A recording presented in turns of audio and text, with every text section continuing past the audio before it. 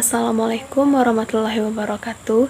Perkenalkan, nama saya Esti Rada dengan NIM C0D01951 dari kelas perpajakan F. Di sini saya akan membahas materi mengenai menyusun laporan rekonsiliasi fiskal dalam mata kuliah akuntansi perpajakan. A. Perbedaan laba fiskal dan laba komersial. A. Pendapatan atau penghasilan. Pajak merinci penghasilan ke dalam 3 kategori, yaitu penghasilan yang merupakan objek pajak, penghasilan yang dikenakan pajak final, dan penghasilan yang bukan merupakan objek pajak penghasilan.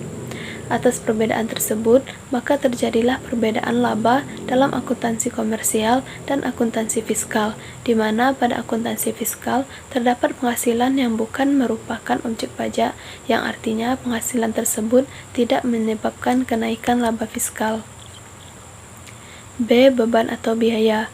Adapun rincian biaya-biaya yang termasuk dalam kelompok deductible dan non-deductible diatur oleh peraturan yang dibuat oleh pemerintah. Perusahaan tidak dapat mengklasifikasikannya sendiri. Perbedaan inilah yang membuat laba pada laporan keuangan fiskal dan laporan keuangan komersial berbeda. B. Koreksi positif dan negatif. Yang pertama, koreksi positif. Koreksi fiskal positif adalah koreksi yang menyebabkan pertambahan laba fiskal atau pengurangan rugi fiskal, sehingga laba fiskal lebih besar daripada laba komersial. Dengan kata lain, rugi fiskal lebih kecil daripada rugi komersial. Yang kedua, koreksi negatif. Koreksi fiskal negatif adalah koreksi fiskal yang menyebabkan pengurangan laba fiskal atau bertambahnya rugi fiskal, sehingga laba fiskal lebih kecil daripada laba komersial atau rugi fiskal lebih besar daripada rugi komersial. C. Perhitungan PPh badan. Yang pertama, tarif PPh badan. Melalui Peraturan Pemerintah Nomor 30 Tahun 2020 tentang penurunan tarif pajak penghasilan bagi wajib pajak dalam negeri yang berbentuk perseroan terbatas, tarif PPh badan diturunkan. Belit ini dikeluarkan untuk melaksanakan Pasal 5 Ayat 3 Undang-Undang Nomor 2 Tahun 2020 dengan penetapan Peraturan Pemerintah pengganti Undang-Undang atau Perpu Nomor 1 Tahun 2020 tentang Kebijakan Keuangan Negara dan Stabilitas Sistem Keuangan untuk penanganan pandemi COVID-19 dan atau dalam rangka menghadapi ancaman yang membahayakan perekonomian nasional dan atau stabilitas sistem keuangan menjadi undang-undang.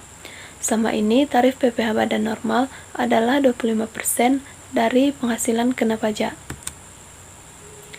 Melalui belit baru ini, tarif PPh badan turun secara bertahap, yakni yang pertama 22% berlaku pada 2020 dan 2021.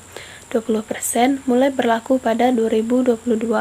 Lebih rendah 3% untuk perusahaan terbuka menjadi 19% pada 2020 dan 2022. 17% mulai pada 2023. Tapi penurunan tarif PPh badan lebih rendah 3% bagi perusahaan terbuka ini ada syaratnya, yaitu yang pertama, saham dikuasai setidaknya 300 pihak.